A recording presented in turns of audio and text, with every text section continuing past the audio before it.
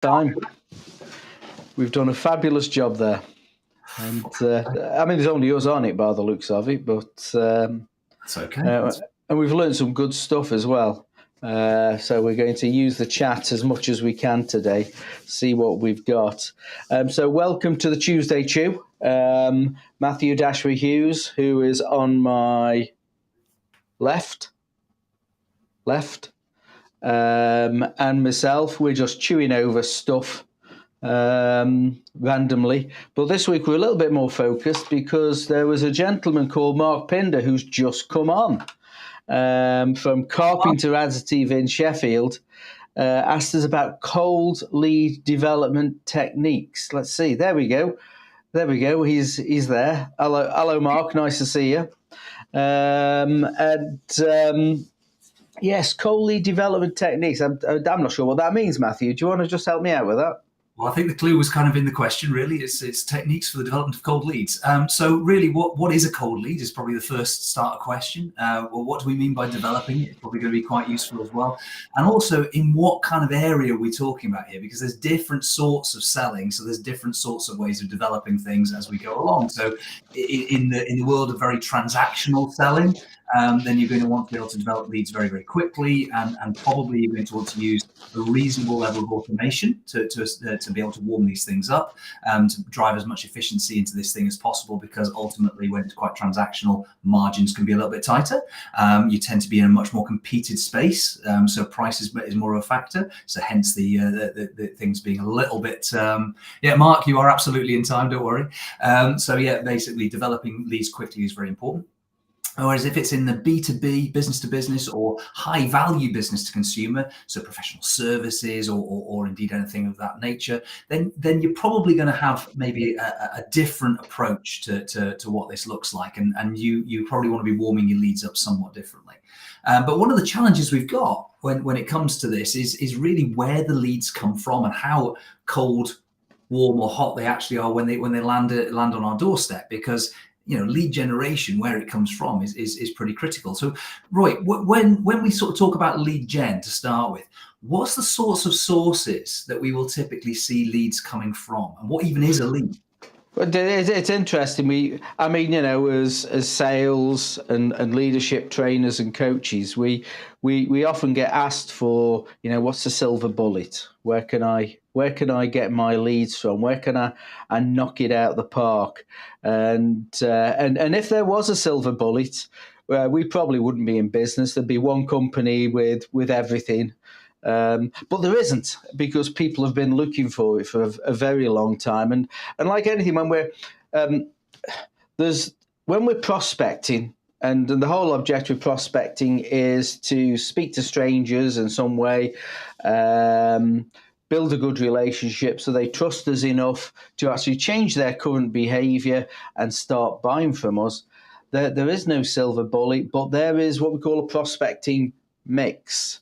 And there are several things that we have to do. And the thing about the mix is, we literally are talking several from LinkedIn connections, making relationships on social media, networking,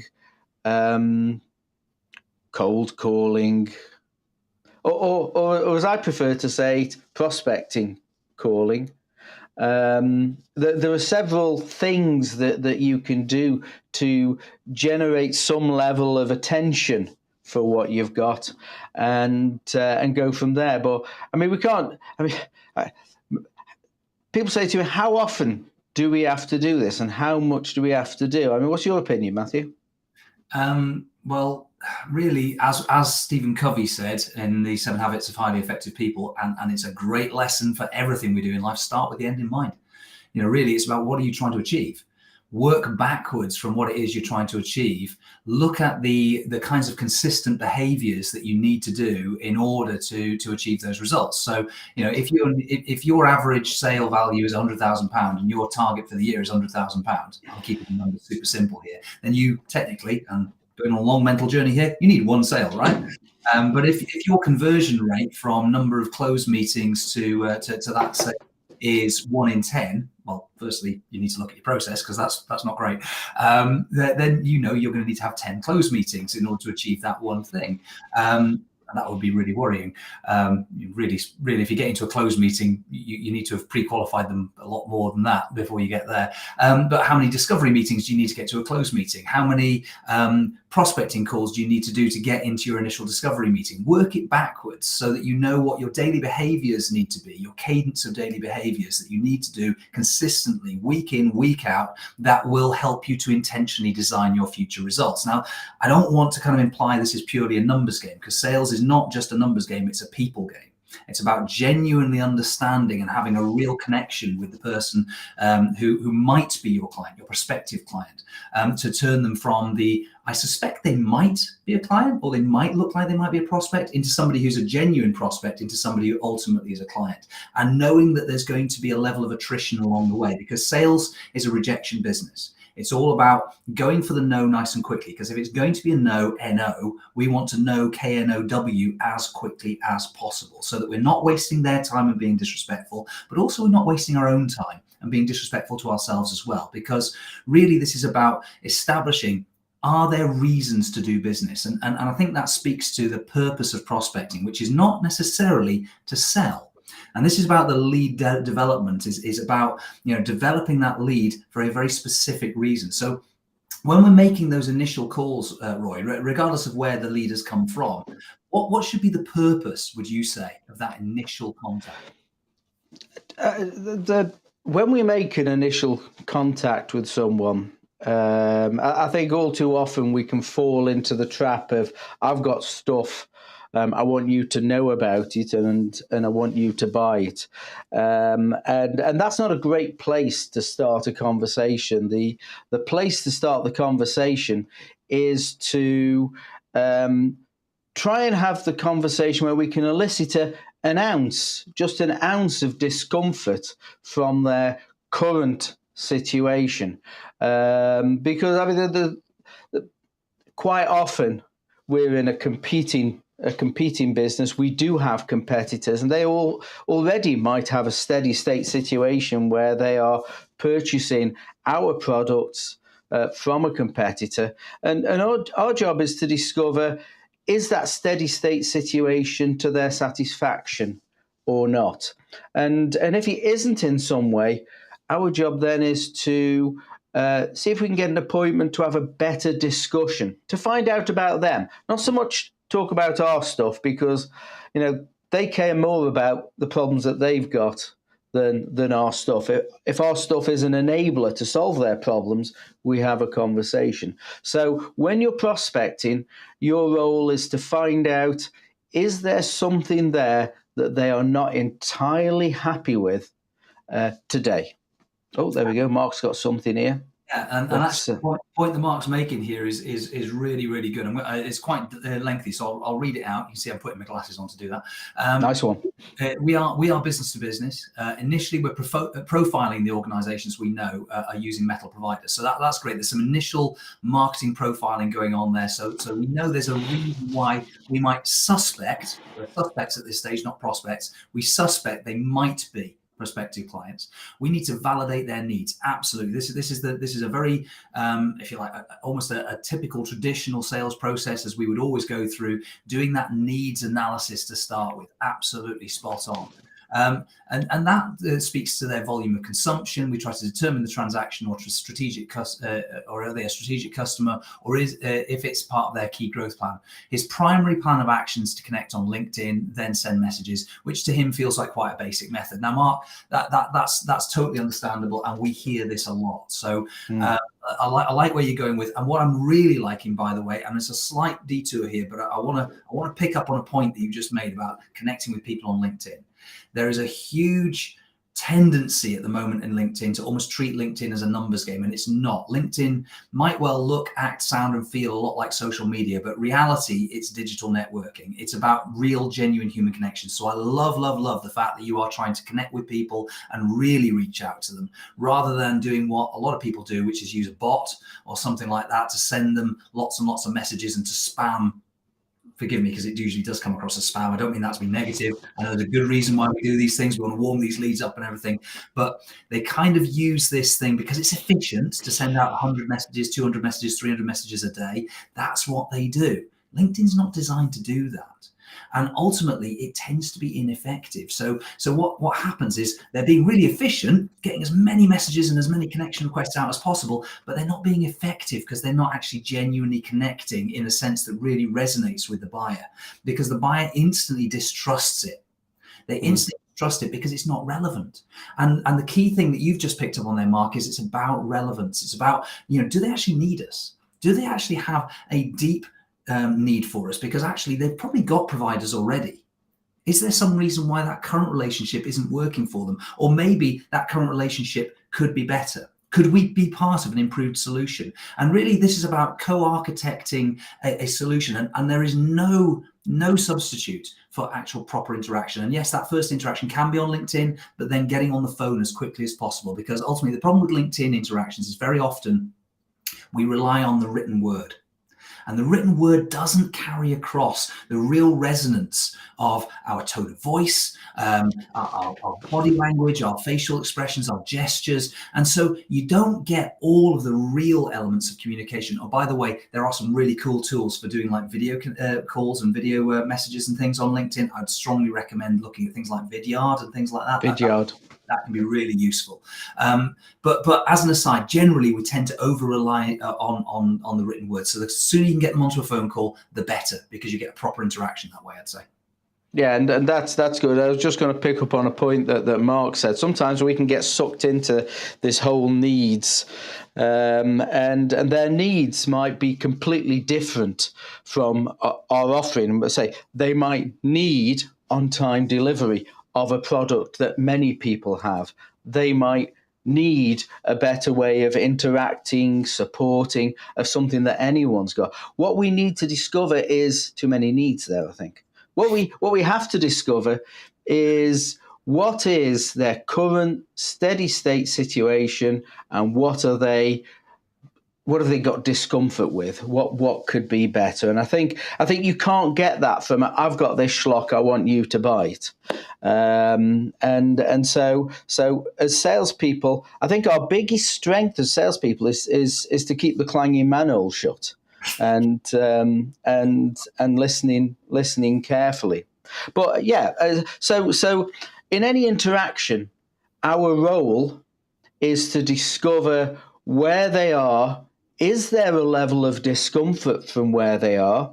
And the level of discomfort we call recognized pains. And again, here's another aspect is that recognized pains anybody can sell to. We show our value to our prospective clients or existing clients by helping them discover unrecognized pains, things that they don't either see because it's a bit of a blind spot, or they don't know the consequences of, which we can fix before it becomes a challenge. But we're going off to solutions. Let's go back to prospecting, and we talked about all these different things. And the initial goal, Matthew's initial question, was the whole role of prospecting is to discover is there enough discomfort for a more in-depth discussion, and what we need to do is prepare. Now, as a sales manager of many years, one thing I discovered is experienced sales guys love to just shoot from the hip. They use their experiences, and they can sometimes treat every warm body like every other warm body that they've met when the circumstances are quite different. So having a preparation, a plan, and for people who've made it this far, because we're halfway through, we have some freebies. We've got some tools we send out to people who have actually seen this bit. If they want it, just let us know. We've got a prospecting formula a 30-second commercial creator, and the no pressure prospecting course. Easy for me to say. Now, yeah, get your teeth in. Get me teeth in. So we've got some stuff there that people want. So our goal of Prospect is to get in front of the right people, have the right sort of conversations. So that leads us to what sort of messages should we be bringing to them that would make us look different, Matthew?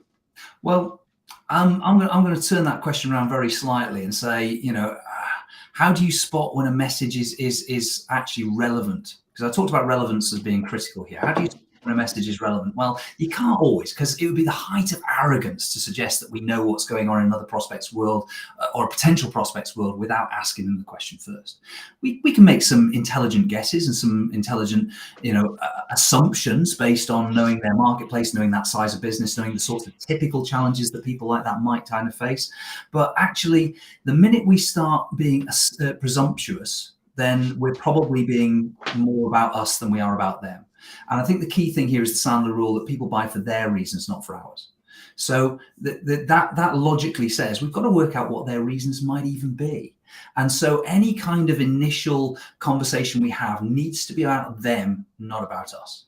And ultimately, as you develop the opportunity, it needs to be about them, not about us. Because ultimately, it's about whether or not we are the right solution for them, and only they can ultimately be the decision maker on that thing. Only they can actually say whether or not we're the right solution for them. We can help them to self-discover it, and that's our job. But it's about developing that opportunity in a meaningful way. So initial messaging, here's an acid test for you. Look over whether you've got a script, although I'd caution against using scripts too much, because the problem with scripts is the other person's never got their half of the script. But whether you've got a talk track or you've got some kind of bits of phraseology that you would typically use, look over that. If the word I, me, our, us, we, any personal pronouns are in that script, you probably need to rewrite it, because it's about yourself, not about them. We do this, we have that, our stuff is the best. We are I'm looking at your thing here. We are the Sandler UK franchise of the year. It's about us, not about them, right? I mean, who gives a shit? Ultimately, sorry to be blunt, but I mean, I do. You do. I do. Why should anyone else care? Why should anyone else? And absolutely. Until they know why they should care, they don't. And I think helping them, I guess, help them recognize how we interact and work with other companies is quite handy. I mean, we look at our 30-second commercial creator, and when we're talking to people about things, I think we have to demonstrate that we solve negative impacts on their business. But the thing about when you're prospecting, and I don't know if it's happened, if you've ever seen it, Matthew, but sometimes people do a lot of research to see if some people would be a fit. But the research, you can't get from the research that their current people are not so good. You can't get from their current people are lacking in certain areas. You can't get from the internet or social media that they're having quality issues, because no one says, hey, we've got an existing supplier, they're giving us quality issues, because that's really broadcasting to their clients, hey, there's some quality issues I've got to watch out for. So if you're researching, here's just tip for the day. If you're researching more than 2 to 5 minutes on a company, you're probably overcooking it, and then it starts getting into what we call a prospecting avoidance.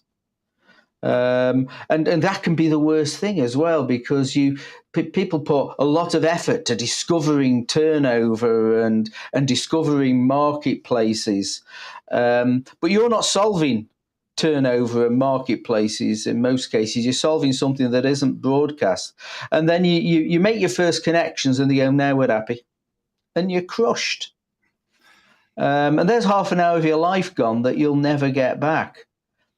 Your job Your job is to have the quickest possible conversation and start what we call an active disqualification procedure to see if there's a fit. Matthew. Yeah, I think that's absolutely right. And that active disqualification process goes back to the point I made earlier on. It's going to be a no. You want to find out as quickly as possible so that you're not wasting either of your time. But also, it means that you are freeing up time to go and work with somebody who might potentially be, well, an actual prospect. You know, there's 7.8 billion people on the planet. Statistically speaking, it's very unlikely that they're all going to be your clients. So you kind of want to go through this whole process quite quickly. So 5 to 10 minutes on the phone maximum as an initial prospecting call to work out whether or not it even makes sense for you to have a more deep, meaningful conversation, to have a discovery meeting, to actually have a conversation about whether or not there's a business relationship to be forged. That's all you need to do. And that's your best market research. The best market research is what they'll tell you on the phone. Not what they're going to put on their website, because they tend to be, I mean, you tend to paint a very positive self-portrait on the on the website, right? You know, this proper connection with people. Get on the phone. I cannot stress enough that you will not have a real bit of market research until you connect to another human being. And that's absolutely right, and sort of a little tip, and we're already running short of time. A little tip. Can I share an experience with you, Matthew? Roy, it would be a pleasure. Let's hear. Mark mentioned LinkedIn, and LinkedIn is a decent place to start finding potential people who might find what you've got of value to them. But there's something that we call a bit of a pattern interrupt. And a pattern interrupt is saying something that's not necessarily in your best interest, just before saying something that is in your best interest. And one that comes to mind is one that I did when lockdown first started and everyone was stuck at home, and it made us a lot of business.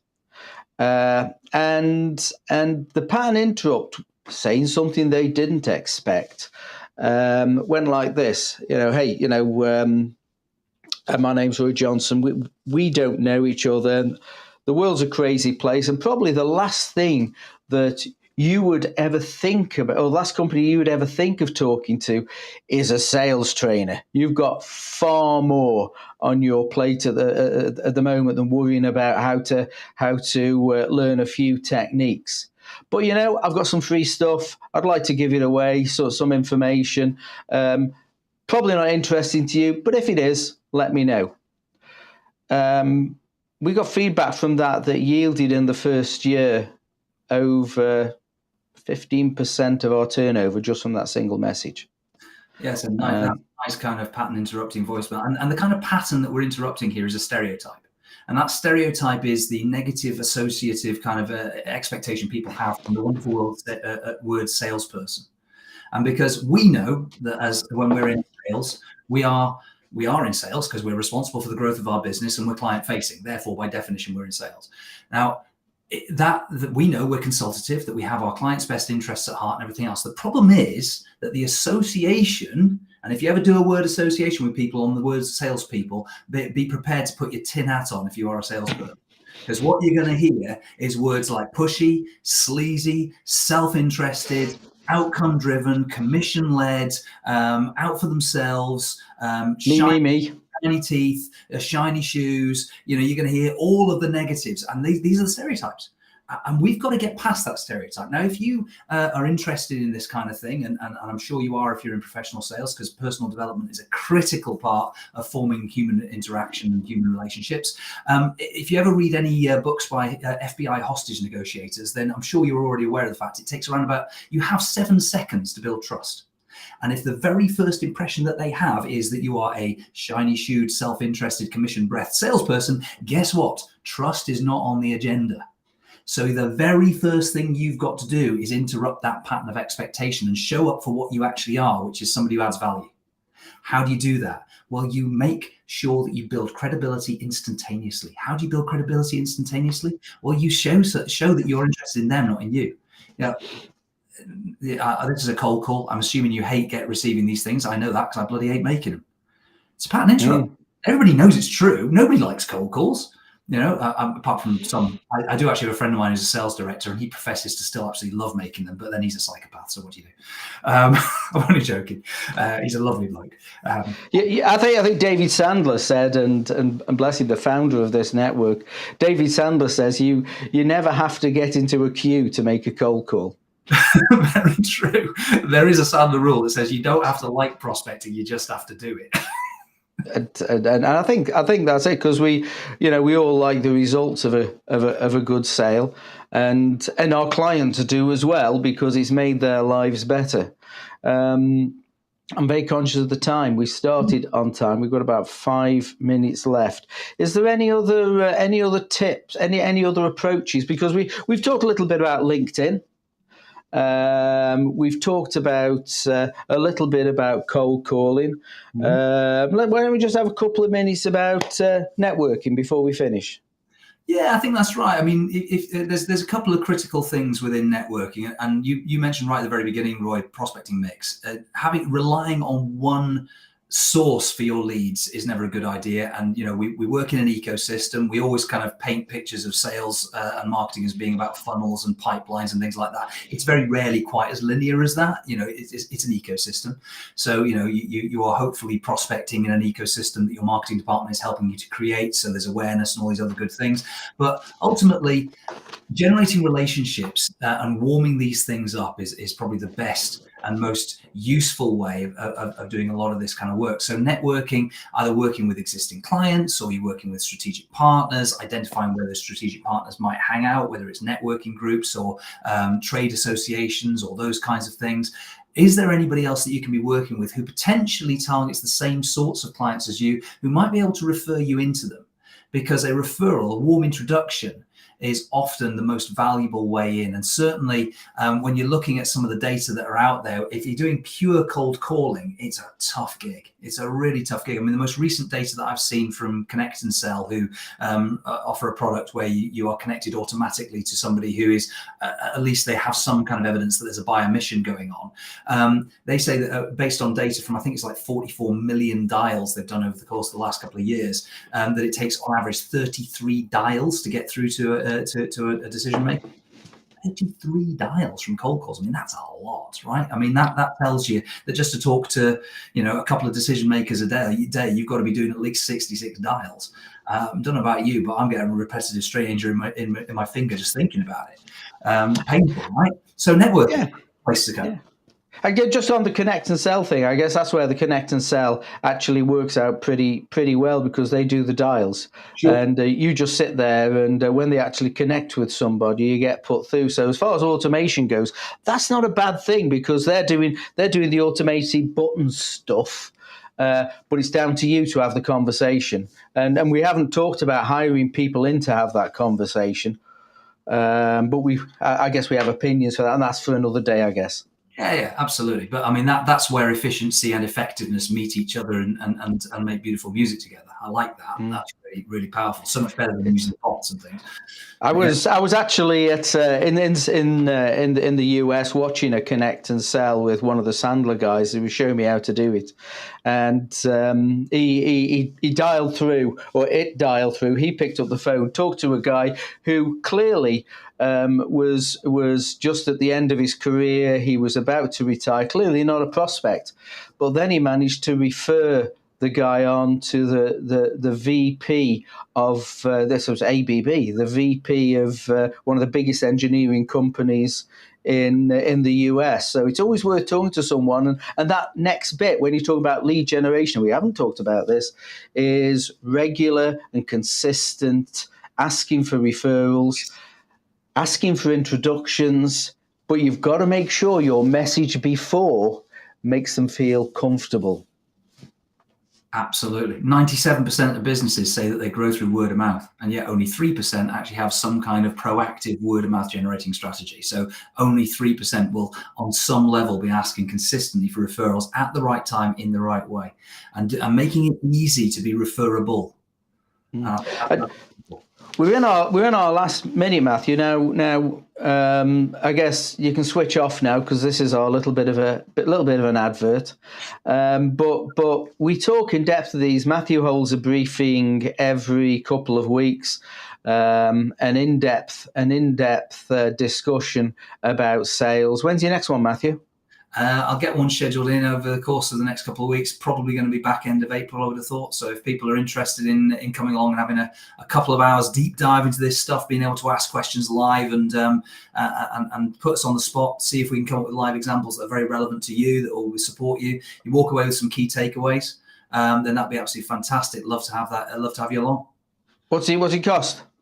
What does it cost? It costs 2 hours of your time, which is the biggest cost there can be, right? And actually, it's more of an investment than it is a cost. Brilliant. So it's let's say bang on 30 minutes. I can see here we've in fact 30 minutes and 40 seconds. We've got to go. We'll find something else to talk about. But if anybody here has got some sort of burning sales questions they'd like to have a chat about and ramble on about, if you want to hear more about this and would like a direct call with either of us, Matthew, what's your email? My email is very easy. It's mdh@sandler.com. And your mobile? It's 07715 269 724.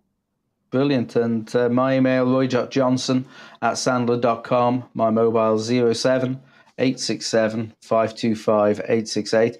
We'd love to have a chat with you. It doesn't mean you're going to become a client. It means that you're going to make a friend indeed. And it's always good to talk. Take care. Have a good week. It's goodbye from him. And it's goodbye for him as well. Goodbye. I will turn it off now. Hang on. There we go.